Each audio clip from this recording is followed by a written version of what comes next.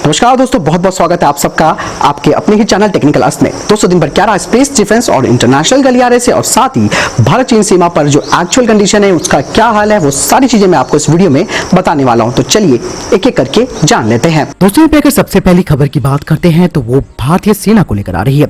सेना प्रमुख जनरल मुकुंद नरवाने जी ने मिलिट्री हॉस्पिटल में बहादुर सैनिकों से मुलाकात की है। वे आज ही 2 दिवसीय दौरे पर लेह पहुंचे हैं। मिलिट्री अस्पताल में वे जवान भर्ती हैं जो 15 से 16 जून को गलवान घाटी में चीनी सैनिकों से लोहा लेते हुए घायल हो गए थे।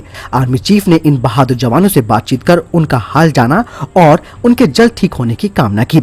आर्मी चीफ ने इन सैनिकों से उस रात हुए घटनाक्रम के बारे में भी जानकारी ली। आर्मी चीफ का लेह दौरा सही मायनों में अब शुरू होगा। मिलिट्री अस्पताल के बाद वे 15वीं कॉर्प्स के commander lieutenant general Harinder Singh से मुलाकात भी कर सकते हैं। सिंह वे अधिकारी है जिनके पास सोमवार को चीनी सेना के अधिकारी ने 12 घंटे तक बातचीत की थी। लेफ्टिनेंट सिंह इस बातचीत का ब्यौरा आर्मी चीफ के सामने रखेंगे। साथ ही आगे किस तरह नेगोशिएट किया जाएगा इसको लेकर भी आर्मी चीफ को वो गाइडेंस दे सकते हैं। शीर्ष सैन्य कमांडर के 2 दिवसीय सम्मेलन की अंतिम यात्रा में शामिल होने के तुरंत बाद जनरल नरवाने लेह के लिए भी रवाना हो जाएंगे। लाइन ऑफ एक्चुअल कंट्रोल पर दोनों और हजारों सैनिक तैनात हुए हैं। इंडियन आर्मी ने भी अपनी बेसिस पर रिजर्व फोर्स को भी मुस्तैद रखा है ताकि जरूरत पड़ने पर उन्हें मोबिलाइज किया जा सके। दोस्तों यहाँ पे अगली खबर भी एलएसी को लेकर आ रही है। चीन के साथ सीमा पर चल रहे तनाव के मद्देनजर भारत ने किसी भी आपात स्थिति से निपटने के लिए कमर कस ली है।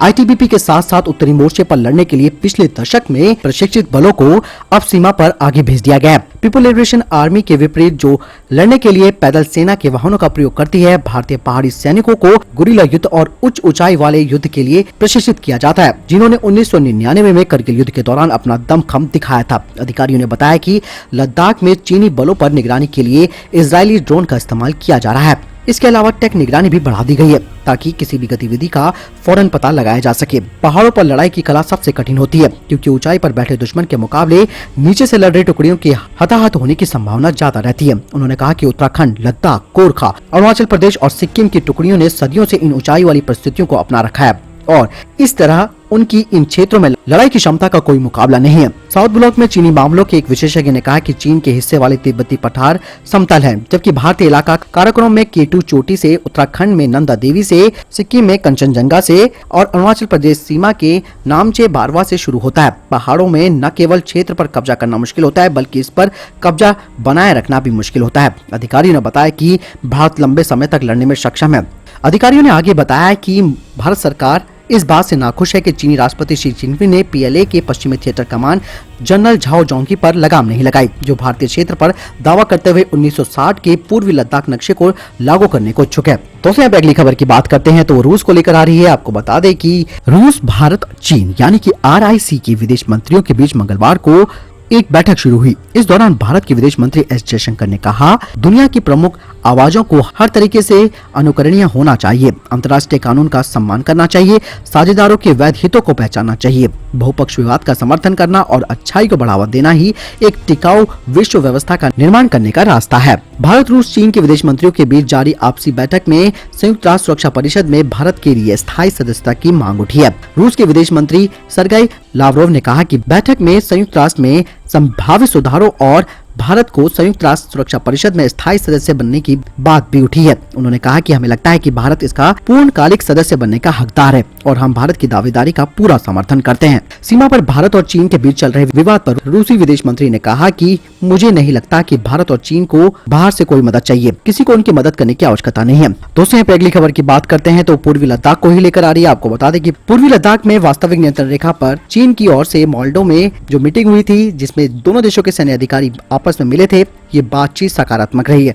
इसके बाद दोनों देशों की सेनाओं ने पूर्वी लद्दाख से पीछे हटने पर सहमति जता ली है।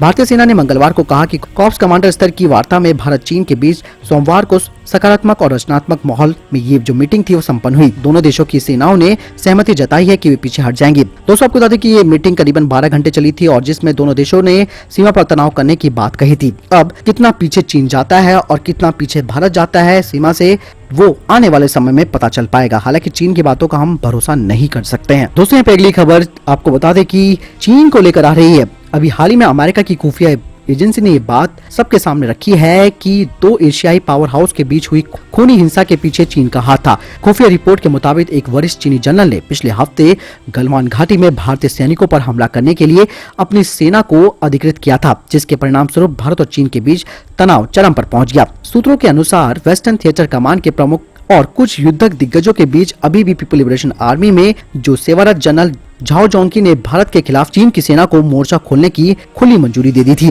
साथ ही आपको बता दें कि सूत्रों का कहना है कि पिछले सप्ताह भारत और चीन के बीच जो भी हुआ वो भारत को सबक सिखाने के लिए किया गया था। हालांकि भारत के चीन के तुरंत किए गए हमले का मुंहतोड़ जवाब दे दिया गया था, जिससे चीन की सारी गलतफहमी दूर हो गई। आपको बता दें कि साथ ही इस रिपोर्ट में ये भी खुलासा हुआ है कि राष्ट्रपति शी जिनपिंग सब जानते थे। सूत्रों ने कहा कि चीन जैसा चाहता था उससे बिल्कुल अलग हुआ कि चीन की सेना के लिए जीत नहीं हो सकती थी।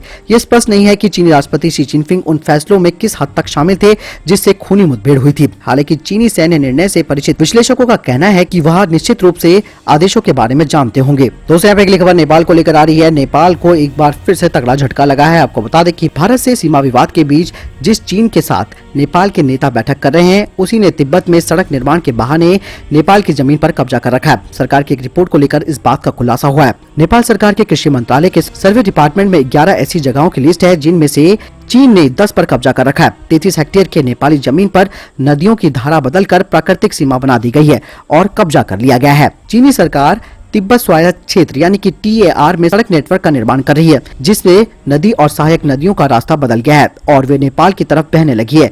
सूत्रों के मुताबिक मिले दस्तावेजों से दावा किया गया है कि अगर ये जारी रहेगा तो नेपाल का एक बड़ा हिस्सा TAR में बदल जाएगा। इस दस्तावेज में चेतावनी दे दी गई है कि अगर समय पर कदम न उठाया जाए तो नेपाल की और भी जमीन चली जाएगी। आपको बता दें कि 1960 में सर्वे के बाद खंबे लगाकर चीन की सीमा तय कर दी गई थी, लेकिन नेपाल ने सीमा को सुरक्षित करने के लिए कुछ नहीं किया। नेपाल और चीन के बीच करीबन 100 और भारत की सीमा पर 8,553 खंबे लगे हैं। नेपाली अखबार अन्नपूर्णा पोस्ट के मुताबिक रुई गांव वर्ष 2007 से तिब्बत के स्वायत्त क्षेत्र का हिस्सा हो गया। इस गांव में अभी 72 घर हैं। रुई गांव अभी भी नेपाल के मानचित्र में शामिल है, लेकिन वहां पर पूरी तरह से चीन का नियंत्रण हो गया। साथ ही रुई गांव के सीमा स्तंभों को अतिक्रमण को वैध बनाने के लिए वहां से हटा दिया गया है। यानी कि दोस्तों, चीन के सामने नेपाल की हिकड़ी उतर जाती है और उसने उसका 33 हेक्टेयर काफी बड़ा जो भूभाग है वो अपने में समेट लिया है। यानी कि यहाँ पर तो भारत के खिलाफ उसने 8,000 से ज्यादा खंबे लगाए हैं, वहां पर उसने 100 खंबे भी नहीं लगाए। तो धीरे धीरे अभी पता चलेगा इनको, ये अभी ये समझ रहे हैं कि चीन की गोद में बैठना इनको बहुत आसान लगेगा। पता चलेगा नेपाल के लोगों को कि किस तरीके से इनको आने वाले समय में वहां की सत्ता भी और वहां के ऑर्डर भी फॉलो करने पड़ेंगे।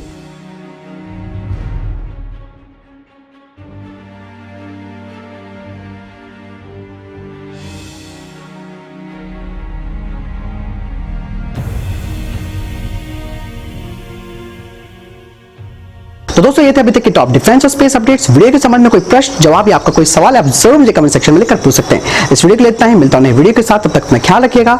जय हिंद, जय भारत।